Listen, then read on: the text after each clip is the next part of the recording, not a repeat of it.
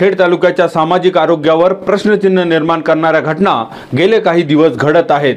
क्रांतीवीर हुतात्मा राजगुरू यांच्या जन्मभूमीत राजगुरुनगरमध्ये दुहेरी खून प्रकरणातील एका अल्पवयीन मुलीवर अत्याचार आणि त्यानंतर 2 सख्या बहिणींचा खून करण्यात आला।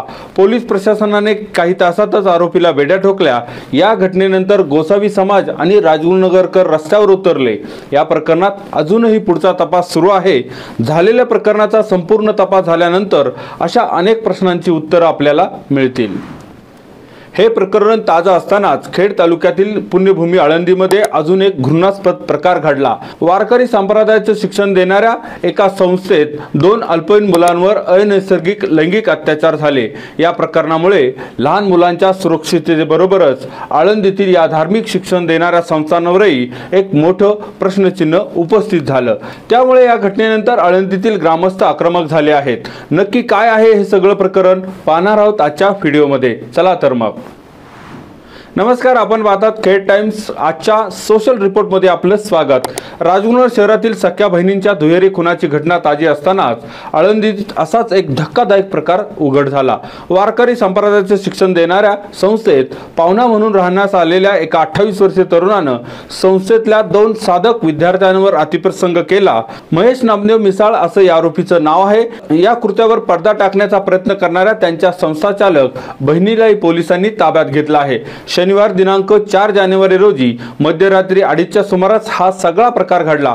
पोलिसांच्या माहितीनुसार आळंदी हद्दीतील वडगाव रस्त्याला वारकरी संप्रदायाचे शिक्षण देणारी ज्ञानेश्वर गुरुकुल नावाची एक संस्था आहे। आरोपी महेश या आपल्या बहिणीकडे या संस्थेमध्ये पाहुणा म्हणून राहण्यास आला होता। घटना घडली त्या मध्यरात्री तो तरुण त्याच संस्थेत राहणाऱ्या 2 अल्पवयीन मुलांच्या खोलीत जाऊन त्यांच्या शेजारी झोपला। संस्थेतला पाहुणा आहे म्हणून कोणी त्याच्यावर अधिक शंका घेतली नाही। ती मुलंही निर्धास्त झोपली होती। रात्री 2:30च्या सुमारास या नराधमानं 12 वर्षांच्या या 2 मुलांवर अनैसर्गिक लैंगिक अत्याचार केले। सकाळी या मुलांनी हा प्रकार संस्थेच्या अधिकाऱ्यांना सांगितला आणि घटना उघडकीस येतात संस्थेत प्रचंड खळबळ माजली। संस्थेच्या संबंधित अधिकाऱ्यांनी आळंदी पोलीस ठाण्यामध्ये धाव घेत त्या नराधमाविरोधात तक्रार नोंदवली। हे सगळं प्रकरण दडपण्यासाठी आरोपीच्या बहिणीने त्यांना मदत केली। त्यानुसार आळंदी पोलिसांनी दोघांवर गुन्हा दाखल करत त्यांना अटक केली। या प्रकरणात पोलिसांचा पुढील तपास सुरू आहे। या सगळ्यामुळे आळंदी नगरीचं पावित्र्य धोक्यात आलं आहे। त्यामुळे आळंदीचे ग्रामस्थ आणि नागरिकांनी या घटनेच्या निषेधार्थ बैठक आयोजित केली होती। या बैठकीनंतर नागरिकांनी आळंदी पोलीस ठाण्यासमोर बुधवारी रात्री उशिरापर्यंत ठिय्या आंदोलन केलं। आळंदी नगरीच्या पावित्र्याला काळिंबा फासणाऱ्या या बेकायदेशीर संस्थांवर कारवाई करण्याची मागणी यावेळी नागरिकांनी लावून धरली।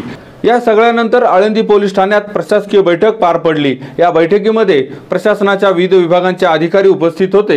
आळंदीतील पोलीस प्रशासन, नगर परिषद, जिल्हा प्रशासन, शिक्षण विभाग, पिंपरी चिंचवड पोलीस आयुक्तालय, राज्य महिला आणि बालकल्याण विभाग अशा प्रशासकीय यंत्रणा कामाला लागल्या आहेत। या आंदोलनानंतर प्रशासनाने या प्रकारच्या संस्थांची कसून चौकशी करून गैरप्रकार सुरू असलेल्या संस्थांवर कारवाई करण्याचं आश्वासन दिलं। ग्रामस्थांच्या या आंदोलनानंतर हबप चैतन्य महाराज लोंढे यांच्याशी आम्ही संपर्क साधला। काय म्हणाले ते पाहूया। संत श्रेष्ठ ज्ञानेश्वर महाराज यांच्या भूमीत गेल्या काही वर्षात वारकरी संस्थांच्या नावाखाली बेकायदा संस्थांनी पाय पसरलेत। काही वारकरी संस्था प्रामाणिकपणे कार्यरत करत आहेत, मात्र काही संस्थांमुळे माऊलींच्या अलंकपुरीच्या धार्मिकतेला गालबोट लागताना दिसत आहे। आळंदीकर ग्रामस्थांनी एकत्र येत बोगस संस्थांविरोधात मोहीम उभी केली आहे। पुढील काळात पोलीस प्रशासनाच्या माध्यमातून संस्थांची पडताळणी केली जाईल आणि त्यानंतर विनापरवाना संस्था थाटणाऱ्यांची दुकानं वेळीच बंद केली जातील।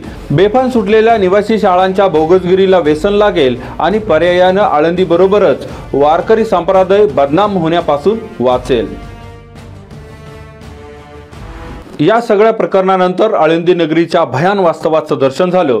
संत ज्ञानेश्वर महाराजांच्या संजीवन समाधीची ही आळंदी नगरी अध्यात्माच्या असीम ज्ञानाचा अभ्यास आणि वारकरी संप्रदायाचे धडे घेण्यासाठी राज्यभरातून नव्हे तर देशातून साधक विद्यार्थी आळंदी नगरीत येत असतात। त्यामुळे वारकरी संप्रदायाचे शिक्षण देणाऱ्या अनेक संस्था ही आळंदीत फार पूर्वीपासून आहेत।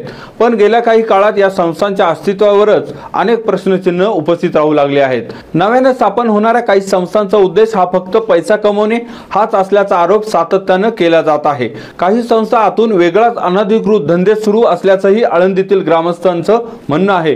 परंतु या सगळ्याच गोष्टींना चाप बसण्यासाठी प्रशासनाकडून ठोस पावलं कधी उचलली गेली नाही। गेल्या काही वर्षांमध्ये या संस्थांची संबंधित गुन्ह्यांचं प्रमाणही वाढत चाललेलं आहे। आता तरी प्रशासन या सगळ्याकडे गांभीर्याने लक्ष देणार का? या बेकायदेशीर आणि गैरप्रकार करणाऱ्या संस्थांना चाप बसेल का, असा सवाल सर्वसामान्य नागरिक विचारत आहेत। आजच्या सोशल रिपोर्टमध्ये वेळ झाली इथंच थांबण्याची। पुन्हा भेटू अशाच एका व्हिडिओमध्ये। तोपर्यंत धन्यवाद।